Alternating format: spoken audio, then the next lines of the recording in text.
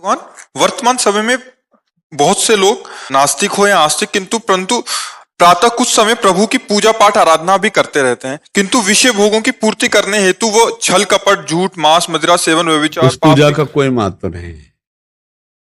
उस पूजा का कोई महत्व नहीं। असुर भी आराधना करते थे, राक्षस भी राक्षसों ने भी तपस्या की, लेकिन जगत का अमंगल किया। उस पूजा का कोई महत्व नहीं।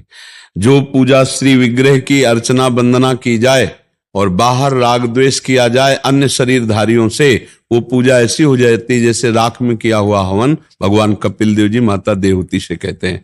इसलिए सच्ची पूजा का स्वरूप यह है कि आप भले आरती पूजा ना करें, लेकिन किसी से द्रोह ना करें, किसी की हिंसा न करें, किसी को कष्ट न दें।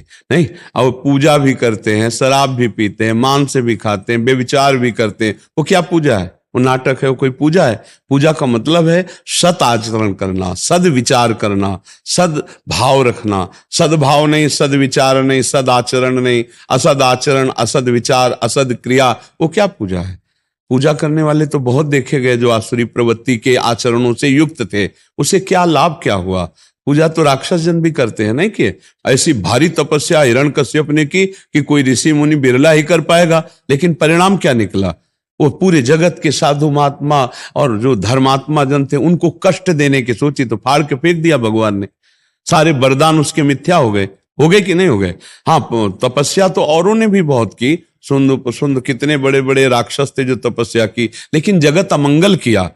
साधुता, भक्ति, भगवत भजन इस बात का है कि परहित सरिस धर्म नहीं भाई। दूसरों को सुख दिया जाए, हमारा व्यवहार, हमारा आचरण पवित्र हो, तब तो भक्ति मानी गई। 1 घंटा ठाकुर जी के सामने तुम बैठकर भक्ति का नाटक किए और बाहर निकलकर छल कपट व्यवहार किए, कुछ नहीं होने वाला, कुछ नहीं हो। जो मूर्ति में ठाकुर विराजमान है वही चैतन्य सब शरीरों में विराजमान है। अगर सब शरीरों वाले ठाकुर जी से आप अभद्र व्यवहार करते हैं, छल कपट करते हैं, तो मूर्ति में ठाकुर जी प्रसन्न होने वाले नहीं, पक्का समझ लीजिए। ये पक्की हमारी बात मान लीजिएगा। जो पूजा पाठ वगैरह कर रहा है और जो वो पाप कर्म कर रहा है, पाप कर्म से उसको उसकी सजा मिलेगी, और जो पूजा पाठ कर रहा है उसका जो पूजा पाठ मानी ही नहीं जाएगी।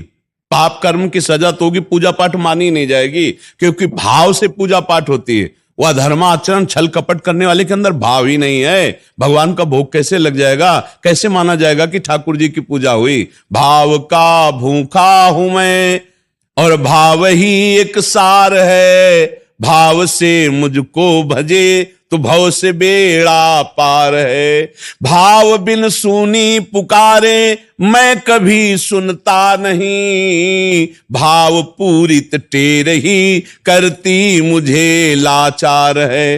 जो भाव है नहीं तो पूजा किस बात की? दुर्योधन ने बड़ी पूजा की व्यवस्था की थी ठाकुर जी के भोग राग की, ठाकुर जी ने स्वीकार किया क्या? नहीं, और विदुरानी के यहां जाके मांग के खाया और छिल के पाया। सब कोई जानता है इस बात को। उनकी पूजा ही नहीं मानी जाएगी। जो भगवान की आज्ञा के विरुद्ध करे वो भगवान के पूजक हो ही नहीं सकते हैं।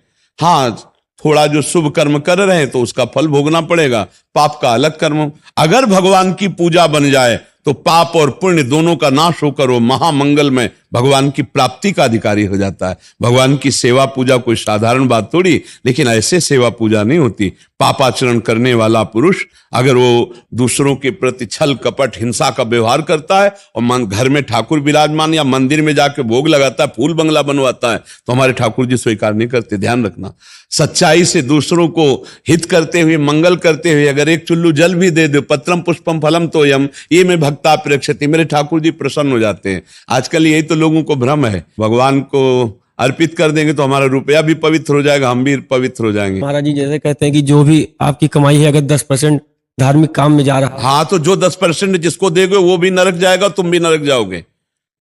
अधर्म के पैसे से कभी भी धर्म नहीं हो सकता।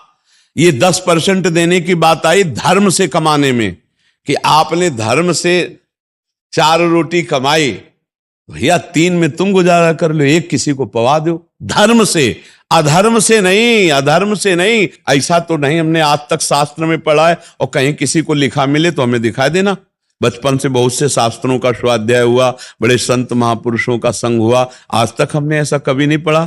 कि पापाचरण से किए हुए कर्म या धर्म जो धनादि लिया जाए, दूसरे की हिंसा करके, छल कपट करके, बेविचार करके, मांस मदिरा आदि के सब नाना प्रकार के कुकर्माचरण करके तुम कुछ दान पुण्य कर दोगे या धर्म में लगा दोगे तो तुम पवित्र हो जाओगे, ऐसा नहीं। एक उपाय है, अपिचेत सुदुराचारो भजते माम अनन्य भाग साधुरेव समंतव्या सम्यक व्यवसिता। ऐसा आज सत्संग सुना और आज मुझे पश्चाताप हुआ कि मैं बहुत गलत हूं।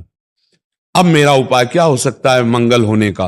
तो आया भगवान की शरण। तो हे प्रभु अब लो नसानी अब ना नसई हूं, आज तक गलत किया अब नहीं करूंगा, राधा राधा राधा पक्का मंगल हो जाएगा।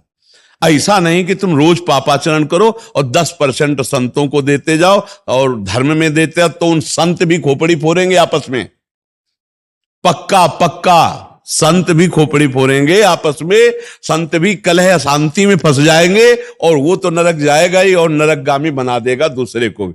जैसा धन होता है वैसे ही मन बनता है। ये क्या हुआ? ये ऐसे नीच पुरुषों के द्वारा दिया हुआ धन और उनके द्वारा किया हुआ भंडारा, तो अन्न खा के देखो आगे नीचता। अधर्म के द्वारा कमाया हुआ धन कभी भी धर्म नहीं हो सकता। धर्म से कमाए हुए धन का 10% दान करे, वो बात हम मानते हैं कि गौशाला में दे दिया, संतों को पवा दिया, अपनी मेहनत की कमाई से। हराम की कमाई, बेईमानी की कमाई जहां दोगे वहां बुद्धि भ्रष्ट कर देगा, वहां बुद्धि भ्रष्ट कर देगा। पक्की बात समझ लेना। कभी भी विष अमृत नहीं हो सकता, विष विष ही रहता है। तो ये जो विषवत आचरण करके कमाया गया धन है, ये विष के समान है।